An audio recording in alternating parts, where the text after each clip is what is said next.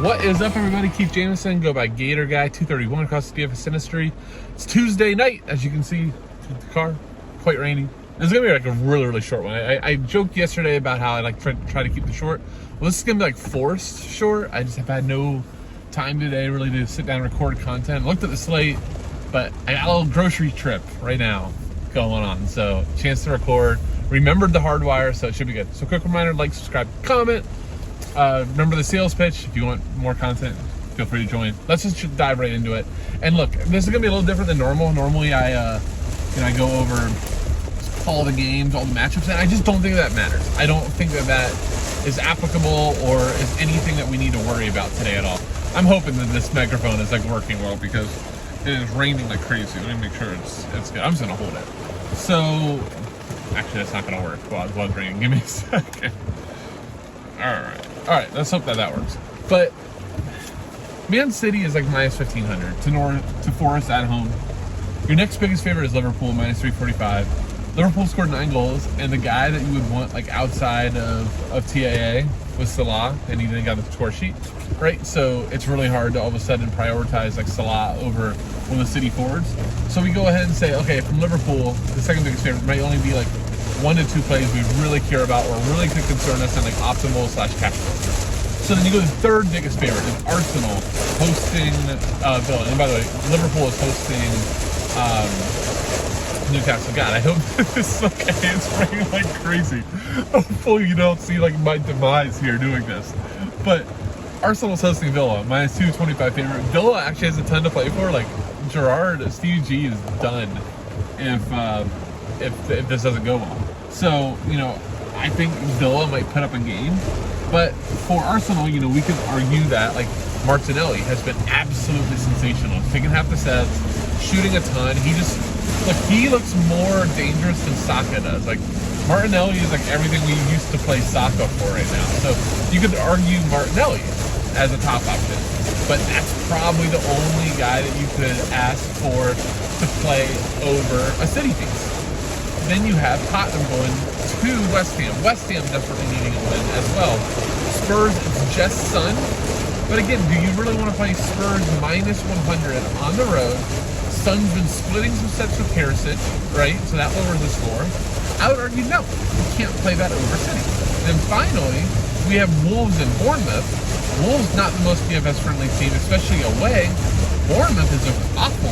Now Bournemouth, we might actually find some value there. So I am interested in some Bournemouth. We'll talk about a few pieces, but know where to spend up there. So I go through all of that to go, well, I'm just going to spend all my money on the minus 1,500 favorite in City.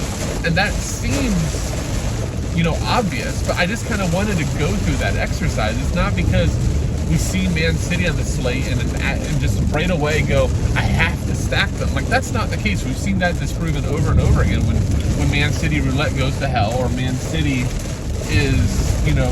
doesn't do what we expect. But I want to just show you the thought exercise that there's like the places that you could pivot, or if we get City rotation, now we can pivot.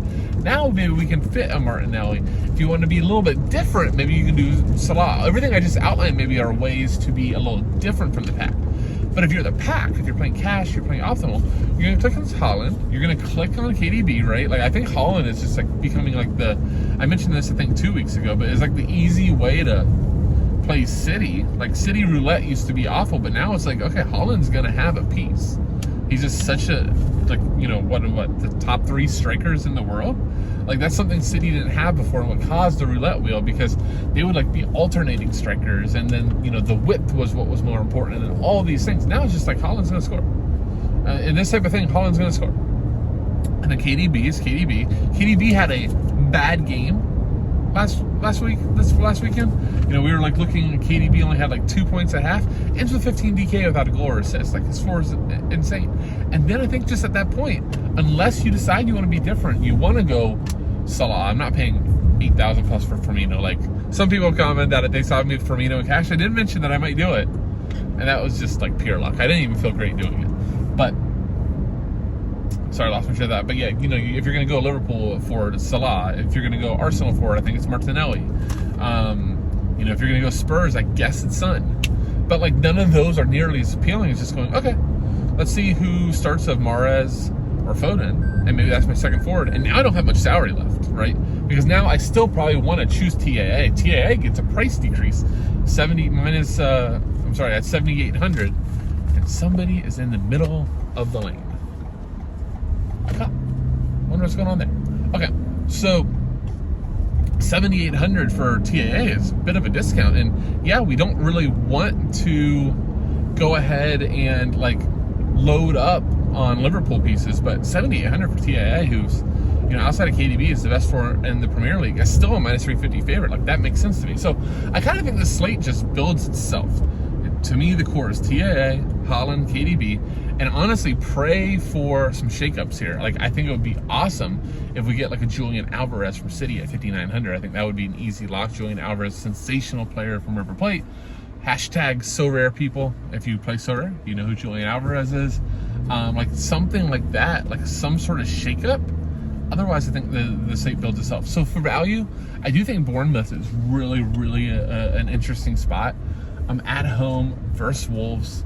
Really, these are like must point games. I'm not even gonna say must win games, but when you're in the relegation battle, like these home games versus mid to like low table teams, so like not like your top 6, top 7s, but that next group, like getting a point from them are so important. So I think there's a really good shot that Bournemouth comes out, you know, battling. So you could have a guy like Ryan Christie, you could have a guy like Tavernier. I don't remember his first name. I almost said James. I think it's Marcus Tavernier.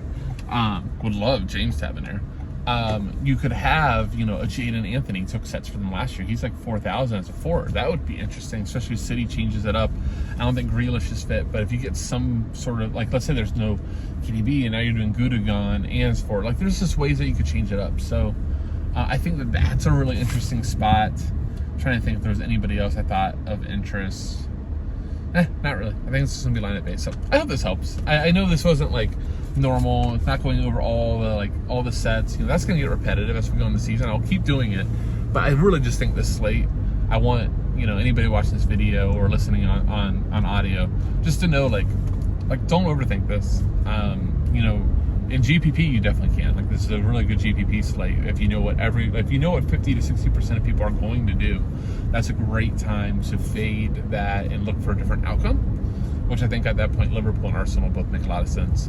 But in optimal, in cash, you know, stack your City pieces. There's a reason they're running 1,500. If they hang 6 to 7 goals, don't be shocked. And then, you know, hopefully get those pieces right and onto the cash. All right, thanks so much for watching. With that, I'll say, see you.